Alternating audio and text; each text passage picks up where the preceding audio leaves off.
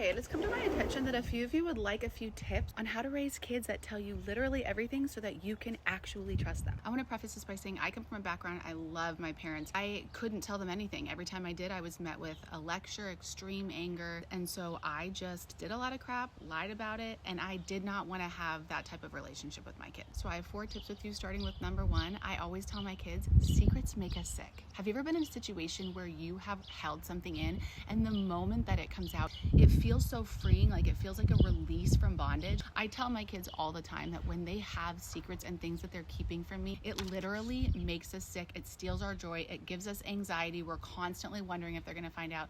Just confess, just release, just let it go, just start fresh, clean the slate. The second one might seem pretty obvious. Without trust, life is isolated. If you're in a situation where you come to us and say, I didn't do it, I wasn't there, I wasn't a part of it, and we don't trust you, it's probably because you have not been honest in the past. I've seen them fail. They've lost my trust. They've felt the weight and how I just don't believe them when they tell me things. And that also aids in getting them to a position where they want me to trust them again. Therefore, they're more honest. Third one is to be a parent filled with grace. Do not meet them with lectures. Do not meet them with anger, especially if they came to you and voluntarily gave you information that you might not have received otherwise. You might not have a relationship with Jesus, but let me be the first to tell you, I have done some awful things. I have spat in the face of Jesus, and it's the fact that he loved me anyways that made me not want to spit in his face anymore. When they bring something to you, if you choose to meet that situation with grace, they're going to see you as somebody they don't want to offend anymore. The Bible actually says his kindness leads us to repentance. With my kids, my kindness and my grace leads them to want to honor me and honor my rules. Final one, this is going to be a little bit hard for some of you because you have to be humble. My neighbor's doing something.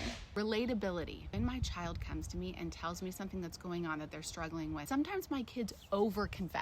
I listen, I let them know that it grieves me because it truly does. I tell them I love them, and then I follow it with some form of relatability. I can say something like, I know exactly what it feels like to be wanted and to search for it in the wrong places, and I promise you'll come up empty. I had a relationship with my mom where every time I'd be like, okay, and so did you guys like make out?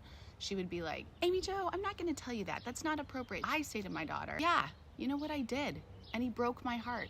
And it hurt so bad. And he took something from me that I felt like I could never get back. And that's just like one specific example. But even with drinking, Mom, did you ever drink when you weren't supposed to drink? Yes. And it didn't make me feel better. And it wasn't just the fact that I did it. It was the fact that I did it and I lied to my parents about it. And then I carried that weight around. When you are honest with your kids, they feel like they can trust your wisdom more.